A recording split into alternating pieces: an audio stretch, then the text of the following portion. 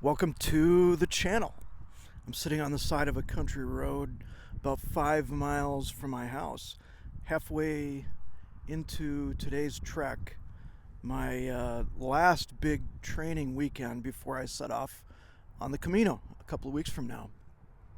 So I thought I would chronicle my slow descent into insanity so that those sent to recover me can pinpoint the exact moment when all was lost.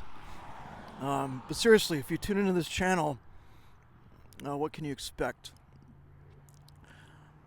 I plan to use this microphone to interview people along the way and also show you the scenery as I walk it so that you can live the Camino in real time.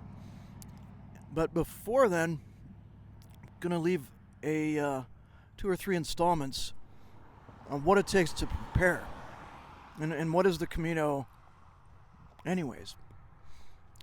I'll be talking about the training regimen, and it is something of a regimen. I've been walking for a few weeks now every day to get my body ready for about an average of 15 miles a day. And not just on flat land either.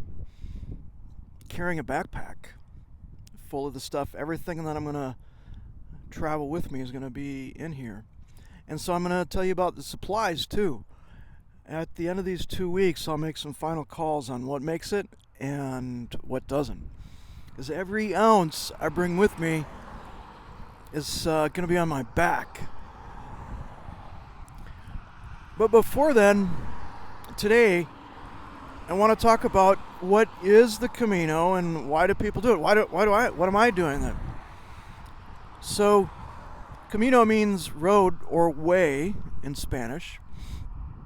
And back in the Middle Ages, when the Moors were taking over Spain, the king of Asturias said, "No mas," and drew a line, a red line, like our presidents have tried to draw with Iran, and said, you guys ain't crossing across this red line. We're going to call on all the citizens of Spain to walk this pilgrimage. He started in Oviedo and walked to Santiago de Compostela, where it was announced that the bones of St. James the Apostle were buried. So it's now the third largest pilgrimage in Christendom outside of Rome and Jerusalem. 400,000 people every year walk one of the Caminos. So there's not just one path. There's the one that I'm walking, the Primitivo, that the king originally walked on. It's the more remote and quiet and demanding one. It's got a really tough middle stage. There's the Francis route, which starts in near the border with France. It's the one you would have seen Martin Sheen walk in the movie Camino. That takes about a month and a half. Mine will only take a couple of weeks. And then there's a couple of them that come from the south, from Portugal. I think there's 5 total Caminos. But so a lot of people do it. I know a few people who've done it. And some really report being transformed by it, because it stretches you and your capacities. But also it's a lot of alone time. And foot after step after step, and you got to deal with mental games. But, I've just retired, so why am I doing it? I don't have a goal of personal transformation. Been through a lot of that personal work anyways. I've always kind of known I was going to do it. I studied abroad in Spain, knew about it then, knew about it as a young man. One of my favorite spiritual books was called Camino. And but it was just recently I had mentioned to a buddy of mine, a colleague, hey, I want to do the Camino, but I'm not sure. It's so long. It's 6 weeks. So I don't know if I can handle that. He got back to me.